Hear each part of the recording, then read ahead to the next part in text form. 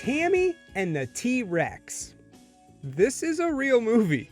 Apparently, the director only made the film because he had access to a full-size T-Rex animatronic, with no story and only 3 weeks to film the dinosaur.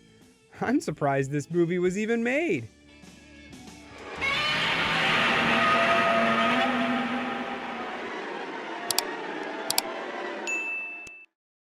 Going in, I have no idea what to expect. A kids movie? Horror? Comedy? I got no clue. Well, it stars Denise Richards and Paul Walker of all people. And there's a bunch of other small celebrities too. What's the budget for this movie? $1 million? Okay, well, let's see.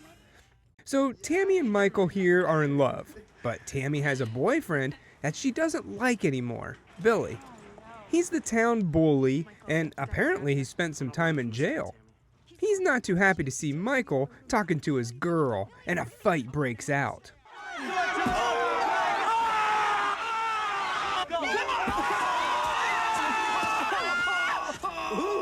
Good move. Elsewhere, we see the dinosaur, which in its current state is an animatronic. But Dr. Gunther Wackenstein has high hopes for his new dino toy. He wants to transplant a human brain into it so it can live forever. Beautiful. That night, Michael sneaks over to Tammy's house for a quick study sesh, and Billy finds out. He barges in, but Michael's already climbed out the window. That's okay, the damage is done, and now Billy's ticked.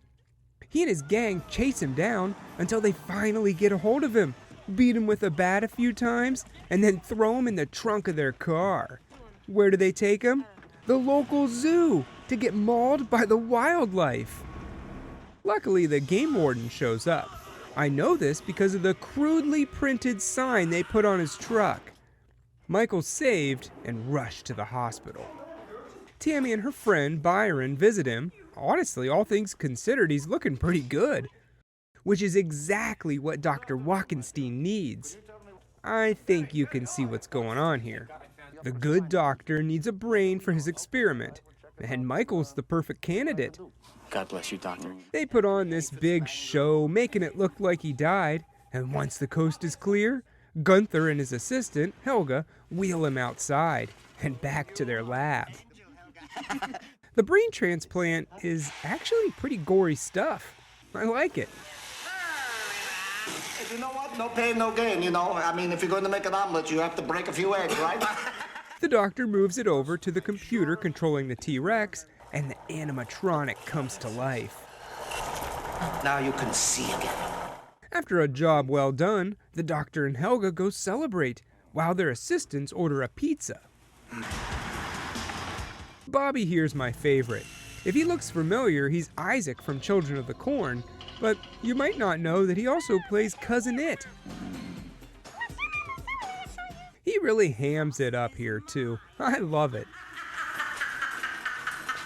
The pizza comes, delivered by Efren Ramirez, Pedro from Napoleon Dynamite, which is funny because Helga's also in that movie. Anyway, he's the first to see the T-Rex after it's woken up, and he takes off running, leaving Bobby to be Michael's first victim.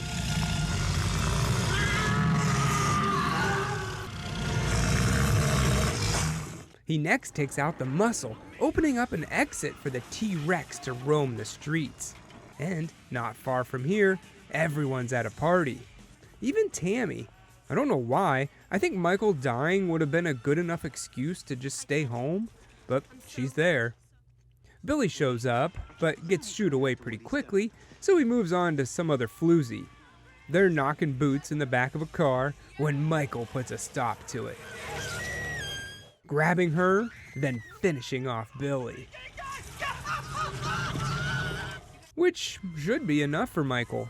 I mean, he got his revenge, but you don't become a T-Rex every day, I guess. So he takes out a bunch of other people. Looks like he's about to kill Byron, but then he just picks him up and dusts him off. So Michael is still in there and has full control. The cops show up and take a look at all the carnage, unaware that a dinosaur is responsible. That isn't until Byron tries to tell him. But come on, would you believe him? But it was a real dinosaur. Over at Tammy's house, she wakes up to quite the fright.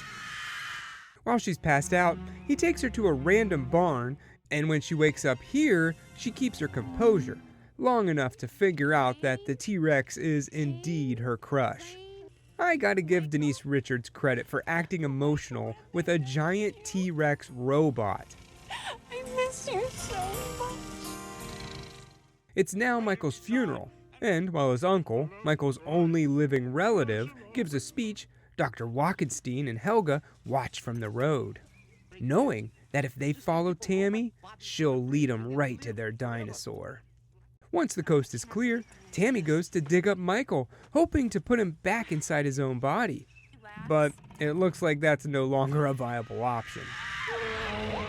While they're doing that, the doctor attacks. A fight breaks out, with Tammy actually being the victor. But she has to keep the doctor close, as he's the only one that can do the brain transplant. They go to a morgue and go shopping, if you will, not really finding anything they can all agree on. While they look, the bad guys make their getaway. And then the cops show up. The kids jump into the truck and take off, because you can't have a dinosaur love story without a police chase too. In the end, our heroes get away, and Tammy rides her dinosaur lover off into the sunset. That's a good boy, Michael. The next morning, the police track them down to that random barn and surround the place. The doctor offers to tranquilize the beast. Although it is still a robot, I don't think that would really work, but okay, I'll roll with it. He doesn't get his chance anyway, because Michael chomps him in half. Seeing this, they all open fire, but it does nothing, mainly because they can't shoot the broad side of a literal barn. Well, eventually Michael falls, everyone cries, boo-hoo. Sometime later, we see Tammy coming home living an ordinary life, happy as can be. And that's because Michael's still alive, living in her room. Or at least his brain is. She talks about some skiers that died, which might be a good candidate for a body. She feeds him some whiskey, and then dances for him. I could go my whole life never seeing this and be just fine.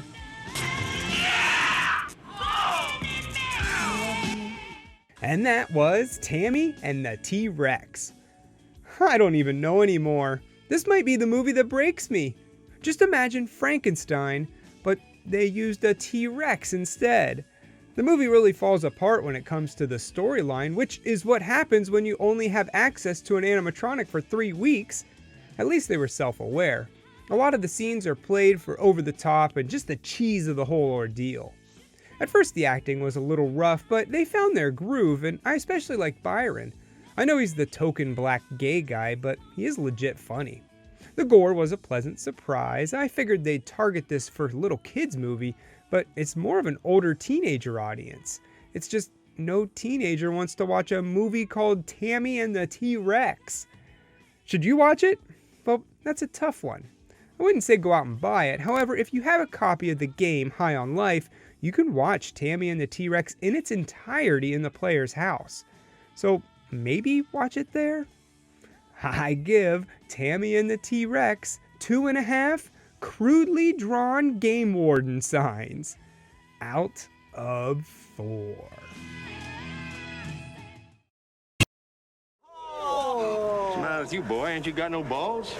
I got a cup on.